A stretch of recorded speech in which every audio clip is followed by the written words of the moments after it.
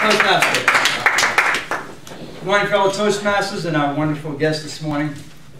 Impromptu doesn't mean you come up and talk about things you don't know. It's like a big, fat table topics. So hopefully, if you're more than 15 years old, you know something about what's going on in your life or in the world. My job is to send my 5 topics that I can pick from, that he can pick from. He gave me rock and roll music. I don't know why I knew that was coming up when he emailed me last night and said, "Did you see the concert that they raised money for the Sandy victims?" I went, okay, there's my topic. So, you know me, I can't do a speech without notes. So I'm going to just read from my notes and say, there I go again, the agenda. Oh well. You know, rock and roll is the generation of my generation. Some of you may remember when I had to do a speech contest called Tall Tales. I did a tall tale about rock and roll, on how me, my best friend Eddie, snuck into a hockey game. It wasn't a hockey game, it was Jimi Hendrix. But we thought it was a hockey game. That was the day, and this is not a tall tale. I'm telling you little truths about what happened during that tall tale. I'll leave out the tall tale part. We did sneak into the hockey game because we knew we got caught hooking school. We got inside, it was Jimi Hendrix. That's the day my hair started growing long. I repeat, that's the day my hair, you think your hair is long? Mine was like that in high school. I didn't get it cut for another 6 years. But rock and roll is a part of my generation, it really is. And there's a lot of baby boomers in this room. And you know that the rock and roll was that was our bloodline. We had the British invasion, we had the Beatles, we had the Rolling Stones, we had Herman's Hermits. I'm telling you now, Herman's, that guy had a smile that would last all day long once you saw him on the Ed Sullivan Show. And Ed Sullivan became a part of our life in rock and roll. Tonight, we have a really big show. Introduced to you from Liverpool, the Beatles. And there I was on the floor with my brothers, you know, and we were watching these guys, and my dad sitting in the chair with his leg crossed, smoking his Camels, with his big old ashtray. What are they, the bed bugs? They won't last. Yeah, they were the bed bugs. But what came out of the bed bugs, aka the Beatles, was another group that really fascinated us in the rock and roll world, which people like myself laughed at, called the Monkees. And when we met people that really liked the Monkees, we said, yeah, okay, Monkees. That's not rock and roll. To us, it's not rock and roll. Rock and roll to us was Jimi Hendrix, Led Zeppelin. Led Zeppelin came a group from 3 different other groups. The Yardbirds, Cream. Then they went on their own. I mean, we're talking about Eric Clapton, old slow hand. His hand was anything but slow. If anybody knows why he got that nickname, throw your hand up in the air. I know why he got that nickname. He was just so slow and tuning up his guitar. It took him forever.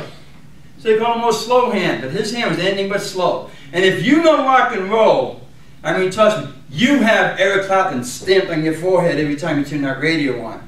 I fortunately have XM radio. I can listen to the 50s, the 60s, the 70s. The 80s I was too busy working. 90s is music I probably want to forget. Coming into the 2000s, I still don't know what it's like on the radio to turn on and listen to a modern song today. But it's not rock and roll to me. Rock and roll is the age of discovering what we can be in music.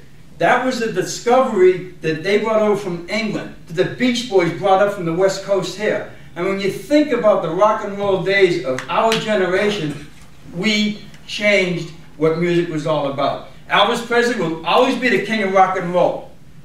But it was like the innocence of rock and roll. Because he also had a gospel background. And without that gospel background, maybe his voice would not have developed the way it did.